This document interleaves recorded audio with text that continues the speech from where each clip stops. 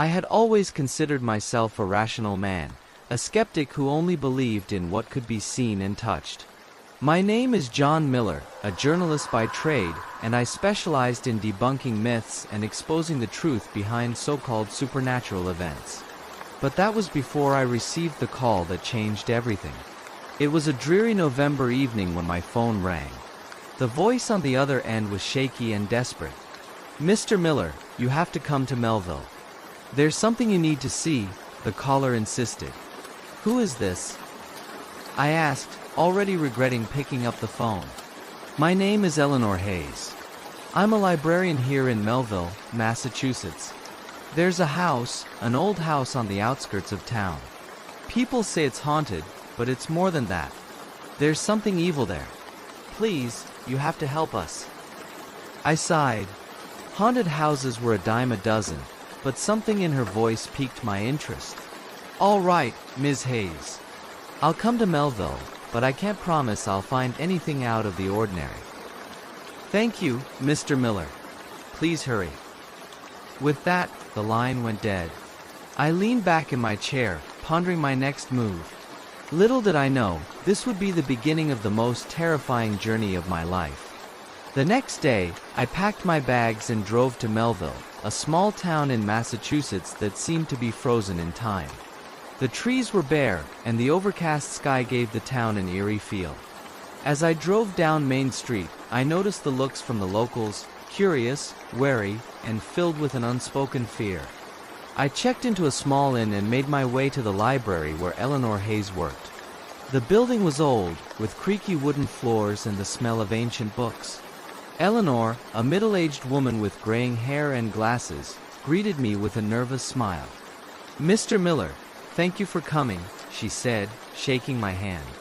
"I hope you can help us. Let's start with the basics. Tell me about this house," I replied, taking out my notepad. "It's known as the Whitaker House," she began. "Built in the 1800s by Jonathan Whitaker, a wealthy but reclusive man. The house has seen many deaths over the years, all under mysterious circumstances. The locals believe it's cursed." "Do you have any records of these events?" I asked. Eleanor nodded and led me to a back room filled with old newspapers and documents. "These should give you a good start." As I sifted through the yellowed pages, I felt a chill run down my spine. Stories of unexplained deaths, disappearances, and sightings of ghostly apparitions filled the files. I could feel the weight of the town's fear pressing down on me, but I was determined to uncover the truth. As dusk settled over Melville, I drove to the outskirts of town where the Whitaker House stood. It was a grand but dilapidated mansion, its once majestic facade now marred by time and neglect. The air was thick with an unsettling stillness as I approached the front door, which creaked open as if it had been waiting for me. Inside, the house was a labyrinth of dark corridors and dusty rooms. Cobwebs hung from the ceilings, and the floorboards groaned under my weight. I set up my equipment, a digital recorder, a camera, and a few motion sensors, hoping to capture any unusual activity. That first night was relatively quiet, but as I lay in one of the old bedrooms, trying to sleep, I heard faint whispers echoing through the halls. At first, I dismissed them as the wind, but they grew louder and more distinct. It sounded like someone, or something, was calling my name. "John! John?" I sat up, heart pounding, and grabbed my flashlight. The beam cut through the darkness, revealing nothing but empty space. But the whispers persisted, leading me down the hallway to a door I hadn't noticed before. It was slightly ajar, and as I pushed it open, I was hit with a blast of cold air.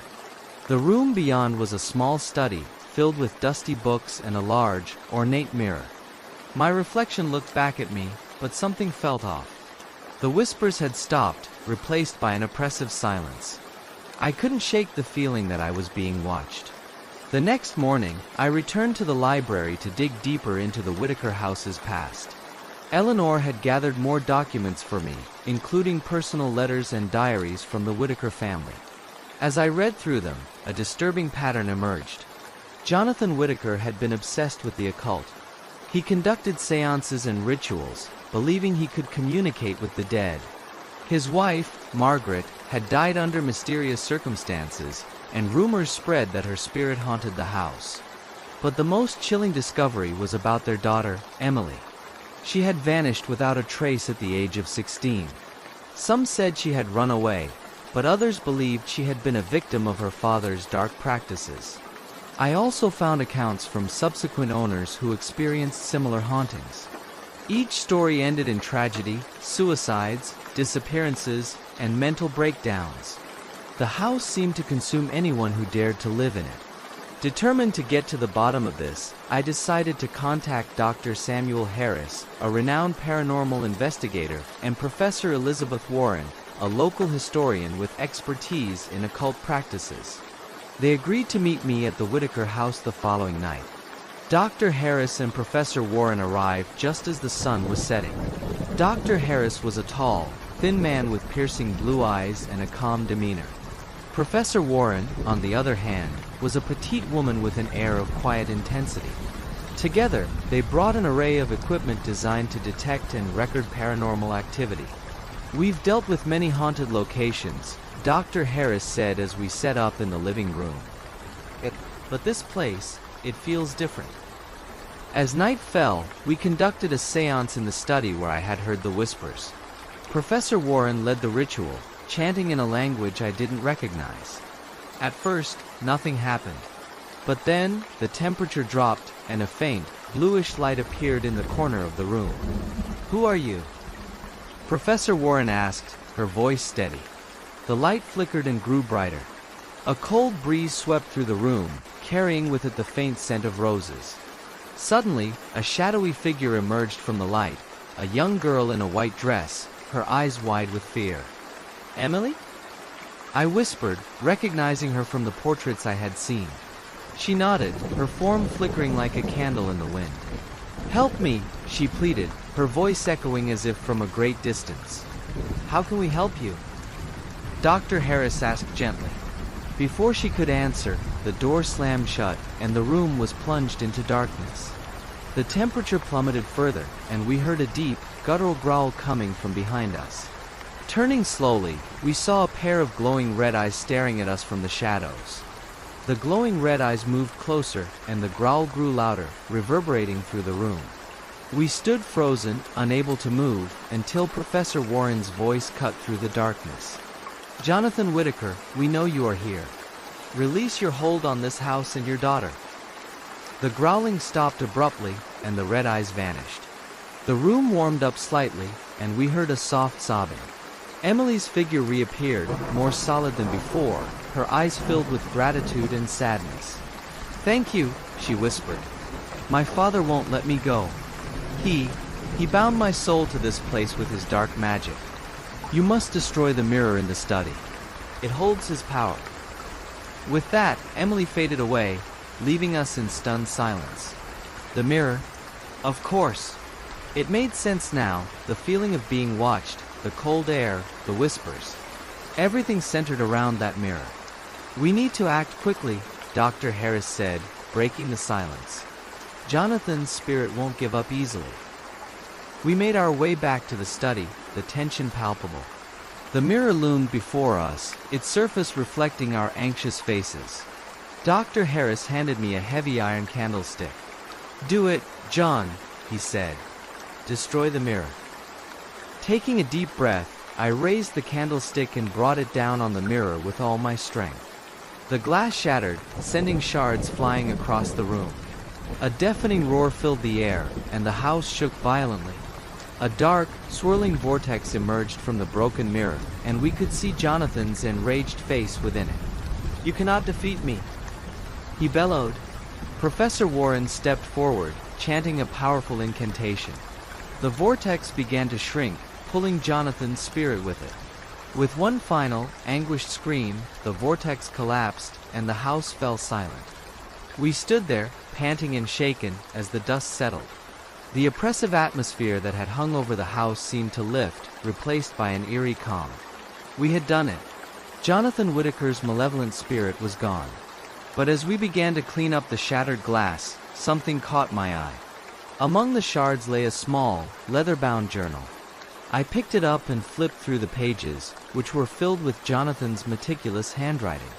It detailed his descent into madness, his experiments with dark magic, and his obsession with trapping souls. One entry, dated shortly before his death, caught my attention. I have discovered a way to transcend death, to bind my spirit to this place for eternity. Emily will be the key. Her pure soul will anchor me to this realm, and I shall live forever. A chill ran down my spine as I realized the full extent of Jonathan's plan. He had intended to use his own daughter as a vessel for his immortality. We had freed Emily, but at what cost?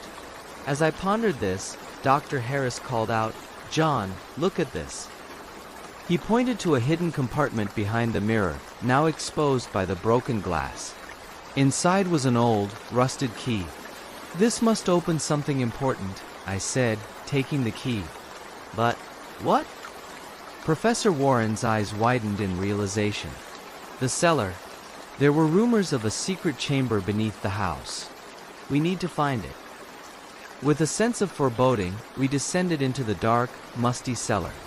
The key fit perfectly into a hidden lock, revealing a narrow passageway that led to a small, stone-walled room. In the center of the room was an altar, covered in ancient symbols and dried blood. It was a sacrificial chamber, where Jonathan had conducted his darkest rituals. The sight of it made my stomach churn, but we knew what we had to do. We dismantled the altar, burning the blood-stained cloth and breaking the symbols etched into the stone. As we completed our task, a sense of peace washed over us. We had broken Jonathan's hold on the house and freed the trapped souls, including Emily's. The house, once a place of darkness and despair, now felt strangely serene. With our work done, we left the Whitaker house, its ominous presence finally dissipating. As we stepped outside, the first rays of dawn pierced through the clouds, casting a warm glow over the town of Melville. The townspeople, who had been living under the shadow of the house for so long, would finally be free. Dr. Harris and Professor Warren thanked me for my help and left, promising to keep in touch. I returned to the inn, exhausted but relieved. As I packed my bags to leave, I couldn't shake the feeling that something was still unresolved. Back at my apartment in New York, I tried to return to my normal life, but the events in Melville haunted me. I couldn't stop thinking about Emily and the horror she endured. I decided to write her story, hoping it would bring me some closure. The book, titled Whispers in the Dark, became an unexpected bestseller. Readers were captivated by the true account of the Whitaker house and its haunted past. But as I basked in the success, a letter arrived in the mail with no return address. Inside was a single, yellowed page from Jonathan Whitaker's journal. The words sent a chill down my spine. "I am not finished, John. You may have destroyed the mirror, but my legacy lives on. Beware the darkness that follows you."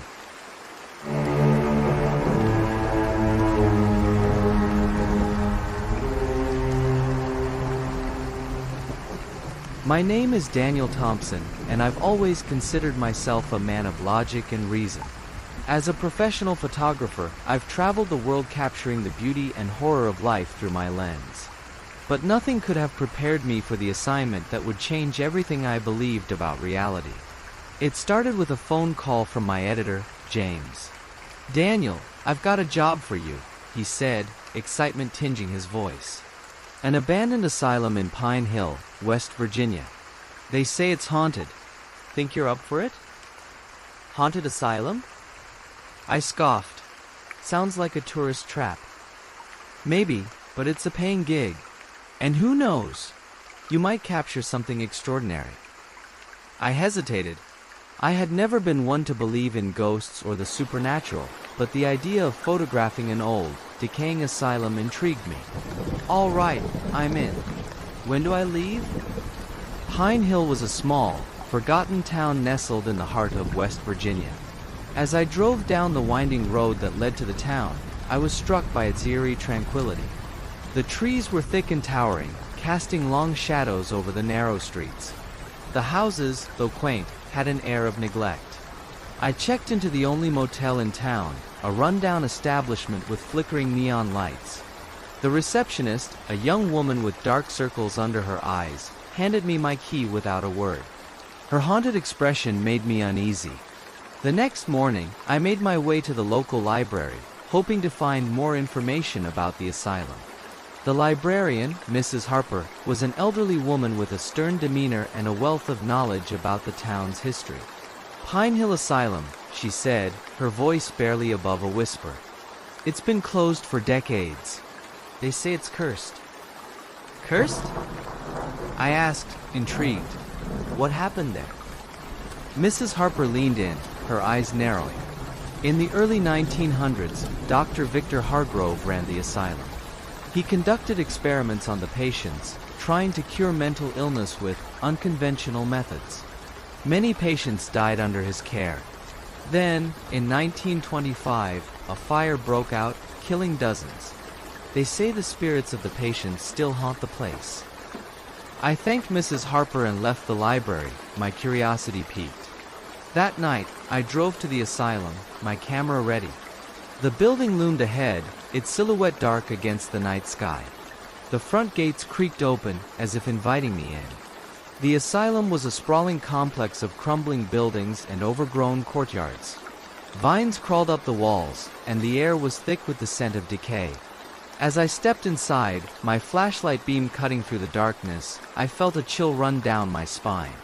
The first room I entered was the main hall, its high ceiling adorned with peeling paint and cobwebs. I set up my camera and began taking pictures, the flash illuminating the room in brief bursts of light. It was then that I heard it, a soft, almost imperceptible whisper. "Daniel." I spun around, but there was no one there. My heart raced as I moved deeper into the asylum, the whispers growing louder and more insistent. Shadows flickered at the edges of my vision, and the air grew colder. I found myself in what appeared to be a former patient's room. The walls were covered in scratch marks, and a rusty bed frame lay in the corner. As I took a photo, the temperature dropped suddenly, and I saw my breath fog in the air. Then, out of the corner of my eye, I saw a figure, a woman in a tattered hospital gown, her eyes hollow and vacant. She reached out to me, her voice a mournful wail. "Help us!" Terrified, I stumbled back, my flashlight falling to the ground. When I looked up, she was gone. I grabbed my equipment and fled the asylum, my mind reeling from what I had just witnessed. The next morning, I couldn't shake the image of the ghostly woman from my mind. Determined to uncover the truth about Pine Hill Asylum, I returned to the library to dig deeper into its history. Mrs. Harper had already gathered a stack of old newspapers and medical records for me. As I sifted through the documents, a chilling pattern emerged. Dr. Victor Hargrove had been renowned for his controversial methods. He believed that extreme treatments, including electroshock therapy and lobotomies, could cure even the most severe mental illnesses. His patients were subjected to horrific experiments, and many did not survive. One article described the tragic fire that consumed part of the asylum in 1925. It claimed the lives of several patients and staff members, including Dr. Hargrove himself. Witnesses reported hearing screams and seeing ghostly figures in the flames, but the cause of the fire remained a mystery. I also found records of the patients who had died under Dr. Hargrove's care. One name stood out, Lily Dawson, a young woman committed for severe depression. Her file was filled with disturbing details about the treatments she endured and her eventual death in the fire. With this newfound knowledge, I felt a growing sense of dread. The whispers, the ghostly woman, and the haunted atmosphere of the asylum all seemed to be connected to Dr. Hargrove's dark legacy.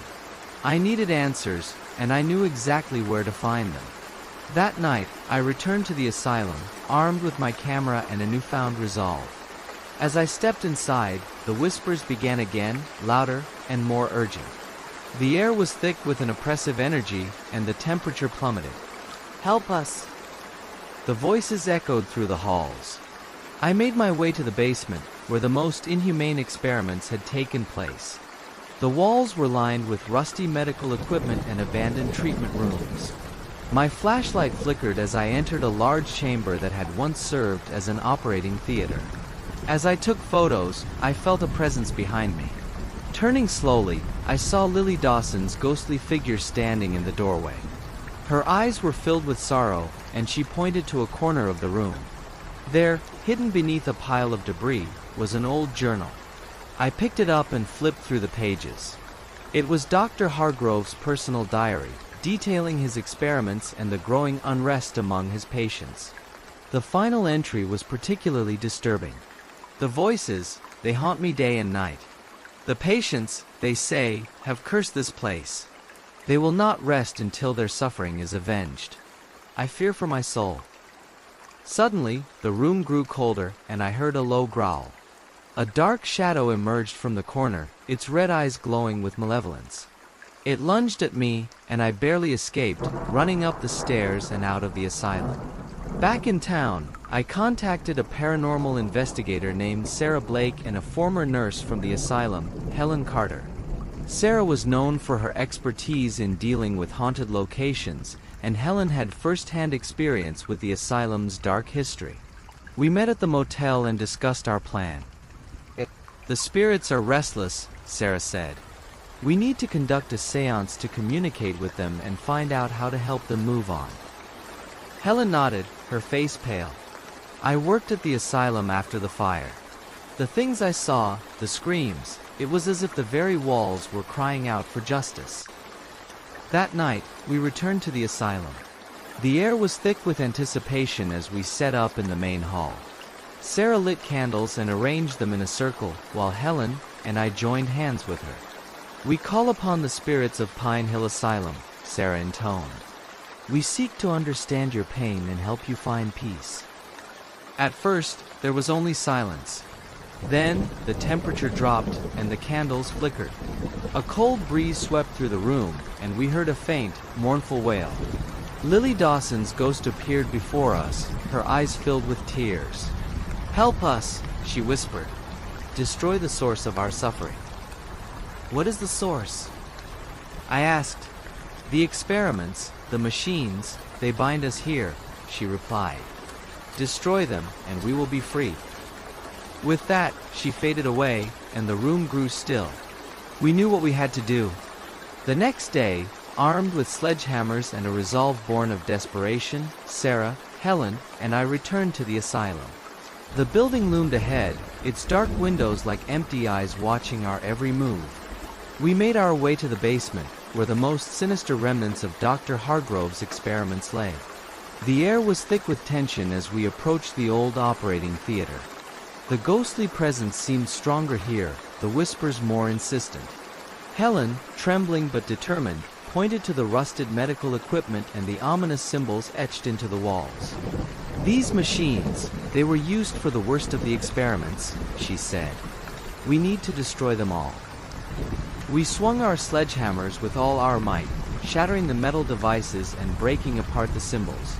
Each strike echoed through the asylum, a thunderous noise that seemed to stir the very walls.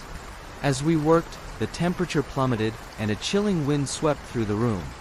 Shadows flickered at the edges of our vision, and the whispers grew louder, almost a cacophony of voices crying out for release. "Keep going," Sarah shouted over the din. "We're almost there." With one final, powerful swing, I brought my sledgehammer down on the largest machine, shattering it into pieces. The room fell silent, the oppressive weight lifting from the air. But before we could celebrate, a dark, swirling vortex appeared in the center of the room, and a figure stepped out. It was Dr. Victor Hargrove, his spectral form twisted and malevolent. His eyes burned with a red, otherworldly light, and he snarled at us. "You think you can undo my work?" He roared. "I will never let them go." He lunged at us, but Sarah stepped forward, holding a talisman and chanting a powerful incantation. The talisman glowed with a bright light, and Hargrove recoiled, screaming in agony. "No! You cannot defeat me!" He bellowed, but his form began to dissipate, drawn into the vortex. As the last of his spirit vanished, the room grew still, the oppressive energy dissipated. We had done it. The dark presence that had haunted the asylum was finally gone. The aftermath of our battle left us exhausted but relieved. As we emerged from the basement, the first light of dawn filtered through the broken windows, casting a warm glow over the asylum. The spirits of the patients, including Lily Dawson, appeared around us, their forms now peaceful and serene. "Thank you," Lily whispered, her eyes filled with gratitude. "We are free." With that, the spirits faded away, leaving us standing in the quiet ruins of Pine Hill Asylum. We had not only freed the trapped souls but also uncovered the dark truth behind the asylum's history. Back in town, the atmosphere seemed to lighten. The townspeople, who had lived under the shadow of the asylum for so long, began to come out of their shells. It was as if a weight had been lifted from their shoulders. Helen, Sarah, and I met with the town council to discuss the future of the asylum. "We can't just leave it standing," Sarah said. "It needs to be demolished to prevent any further disturbances." The council agreed, and plans were made to tear down the asylum and build a memorial park in its place, honoring those who had suffered and died there. The day the demolition began, I stood with Sarah and Helen, watching as the wrecking ball swung into action. Each strike against the walls felt like a final blow to the darkness that had plagued Pine Hill. As the building crumbled, a sense of peace washed over me. The spirits were finally at rest, and the town could begin to heal. Several months later, the park was completed. It was a beautiful, serene space, with gardens and benches for reflection. A marble plaque stood in the center, engraved with the names of the patients who had perished at the asylum, along with a dedication to those who had worked to free them. On the day of the park's dedication, the townspeople gathered for a ceremony. As I stood there, I felt a tap on my shoulder. I turned to see an elderly man with a kind smile. "You did a good thing, son," he said. "My sister was one of the patients. She can rest now, thanks to you." I nodded, deeply moved. The sense of closure was palpable, not just for me, but for everyone who had been touched by the asylum's dark past. Life in Pine Hill returned to normal, but the experience had changed me forever. I continued my work as a photographer, but I also began to study paranormal phenomena, driven by a new understanding of the unseen world. And whenever I returned to Pine Hill, I visited the park, a place of peace born from a history of pain. The asylum was gone, but the memories remained, a testament to the resilience of the human spirit and the enduring power of hope.